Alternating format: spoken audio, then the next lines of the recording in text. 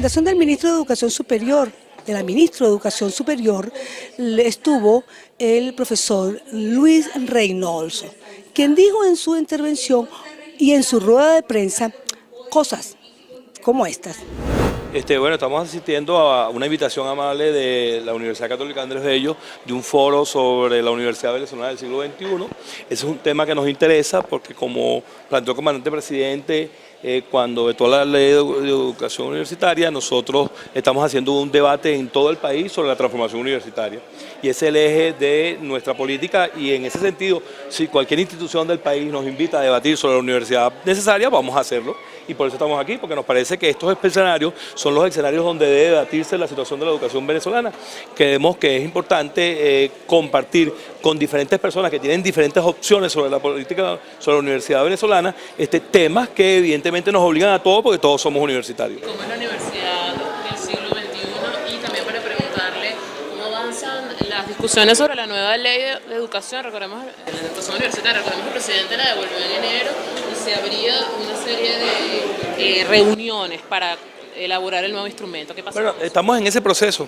En Venezuela se está haciendo un amplio debate sobre la universidad necesaria. Ahora, nosotros consideramos, y esto es una directiva de la ministra Yadira Córdoba, que la transformación universitaria no necesariamente tiene que esperar una ley. O sea, la ley es el punto culminante de esa transformación. Evidentemente, en las universidades, como es su naturaleza, hay espacios para el debate y para la transformación y para el desarrollo de diferentes opciones que hagan posible que la universidad venezolana salga de lo que ha sido su marasmo histórico y se convierta en una universidad comprometida con el pueblo, vinculada al desarrollo del país y donde se desarrolle la justicia social. Ahora, la transformación universitaria siempre se ha hablado de ella durante años, pero no le hemos logrado cómo pasar de la teoría a la praxis de una buena vez y no quedarnos en puro debate y no ir a la acción. Bueno, eso tiene que ver con una realidad histórica del país, pero fundamentalmente se trata de que tú construyas en el marco del diálogo acuerdos mínimos que te hagan posible avanzar, desde cosas muy pequeñas hasta cosas muy largas. Ahorita lo decía Rigoberto Urán, de lo que se trata es que tú paso a paso vayas construyendo la agenda necesaria para ir transformando desde lo más pequeño. Si tú pones el debate en un marco demasiado amplio, evidentemente eso te va a dificultar una transformación, pero si tú empiezas desde cosas pequeñas y vas avanzando progresivamente, seguro que vas a poder procesos de transformación, porque no olvides que al seno de la universidad hay diferentes intereses de diversa naturaleza y esos intereses muchas veces obstaculizan el cambio. Los teóricos del campo del cambio hablan de la dificultad del cambio y de la resistencia al cambio. De lo que se trata es de que si estamos todos de acuerdo con el cambio, efectivamente demostremos de cosas muy pequeñas cómo podemos producir el cambio. Viceministro, conversaba hace unos segunditos con el rector de la Universidad Católica y bueno, hemos venido haciendo seguimiento a la situación universitaria. Él comentaba que uno de los principales problemas era la asignación presupuestaria, por eso también hay paros con los trabajadores, con los profesores que se han dado en distintas partes del país. Yo quisiera saber, y también uno de los profesores nos comentaba que se habían cerrado las mesas de diálogo, se iban a abrir. Parece que no había una cierta intención, según comentan ellos, del gobierno para solucionar el problema económico. Le comento respecto a qué ha hecho el gobierno para tratar este tema de dinero y presupuesto. Bueno, el presidente de la República en una cadena nacional aprobó 3 puntos de cuenta que significaron el 70% del presupuesto universitario actualmente. Los sindicatos tuvieron una expectativa de petición de incremento salarial que ellos consideran que no es suficiente. Ahora, nosotros hemos desarrollado una propuesta que no solamente implicó el presupuesto universitario, sino la solución a un conjunto de problemas que alcanzó los 8.000 millones de bolívares. En segundo lugar, las mesas de diálogo no se han roto. Algunos sectores universitarios se pararon de la mesa de diálogo. Nosotros seguimos dialogando con los sectores que quieren dialogar con el gobierno. Hay unos sectores que consideran que la calle es su derecho, bueno, eso es su derecho democrático. Nosotros estamos en la voluntad de seguir dialogando con todo el mundo para la solución al problema universitario. Ahora, en ninguna parte del mundo va a haber un incremento salarial del 160%. Eso no es posible. Pero en ninguna parte del mundo tampoco pagan esos precios que les pagan a los profesores universitarios. Bueno, yo vine a hablar del debate de la transformación universitaria. Si me metes en la política cotidiana, el debate de la transformación universitaria se trata acá. Tú me acabas de preguntar por qué no se produce el diálogo. No se produce el diálogo porque todo el mundo arranca desde sus posiciones tomadas y no hace posible el desarrollo. Nosotros, sin dinero no hay calidad. Bueno, eso es tu percepción de la realidad, no la mía. La calidad es un binomio que tiene que ver con muchas cosas y que se desarrolla en lógica. Hace algunos minutos que no ha sido posible la transformación universitaria y que incluso actualmente se siguen viendo niveles de exclusión semejantes a los de hace 20, 30 o 40 años. Bueno, yo no considero que sea así. Yo creo que nosotros hemos hecho un esfuerzo importante por la inclusión. No es casual que seamos el segundo país de América Latina con mayor matrícula escolar. Ahora, esa inclusión necesita el desarrollo en otras áreas y tenemos que desarrollarla. Yo tengo que retirarme. Buenas tardes. para conocer esa Universidad Venezolana del siglo XXI, nos conseguimos al profesor Rigoberto Blanc, que mantiene una posición un poco polémica y que muchos universitarios compartimos, como es de que siempre hemos hablado de la transformación, tenemos años hablando de la transformación. Llegamos al siglo XXI, ojalá no lleguemos, como usted lo decía, al siglo XXII, y nos transformamos. ¿Qué le dice usted a la región central? ¿Por qué no nos hemos transformado? Bueno, porque creo que la universidad está muy ocupada en otras cosas. Está muy ocupada buscando su presupuesto para funcionar, está muy ocupada en la cuestión política, digamos, en la confrontación política con el gobierno.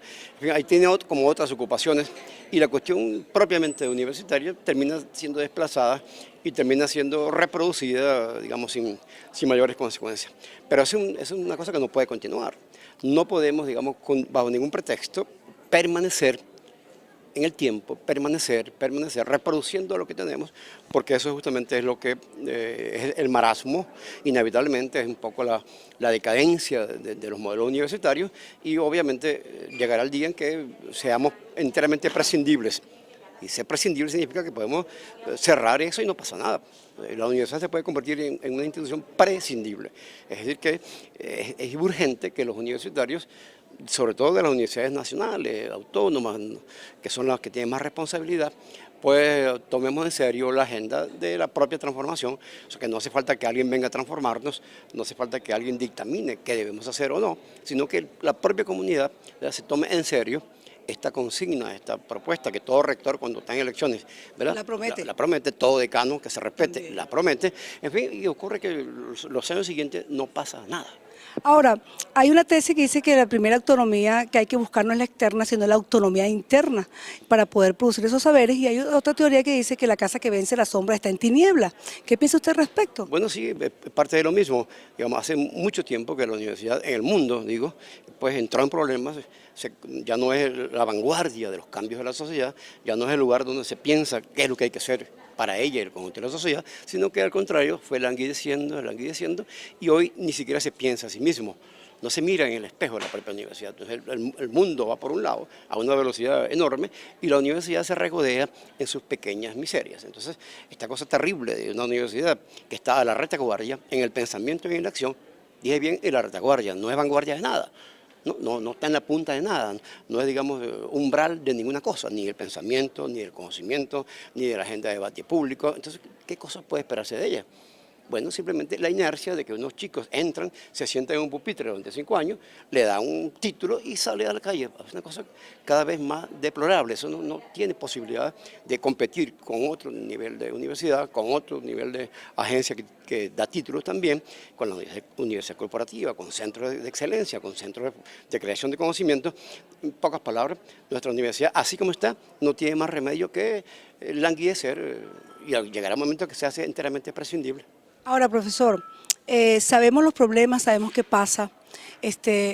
¿Cuál sería esa universidad ideal del siglo XXI desde el punto de vista de un filósofo y de un estudioso de lo que está pasando en la universidad, no solamente venezolana, sino latinoamericana? Muy sencillo, que se reconecte, El verbo exacto es reconectarse, se reconecta con la sociedad, se reconecta con el mundo del trabajo, que ya no es el trabajo para que concibió su currículo para formar abogados, para formar economistas a la vieja usanza, que se reconecte con la agenda pública, es decir, que se reconecte con lo que se está discutiendo, por ejemplo, los indignados en la Plaza Mayor.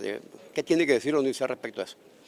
No tiene nada que decir, porque sus facultades o escuelas de ciencias políticas tienen un currículo y una agenda y un pensamiento anacrónico, que no pueden pensar un fenómeno tan importante en Europa, por ejemplo, como los indignados. Te pongo ese ejemplo para ilustrar apenas cómo es que la universidad no puede, no está conectada, no está a la altura de esos acontecimientos. Reconectarse con el mundo no puede ser una universidad localista, aldeana, ¿verdad?, y provinciana, ¿verdad? Reconectarse con el mundo significa tener la estatura intelectual, académica, ¿verdad?, para dialogar con las universidades del mundo sin ningún rollo.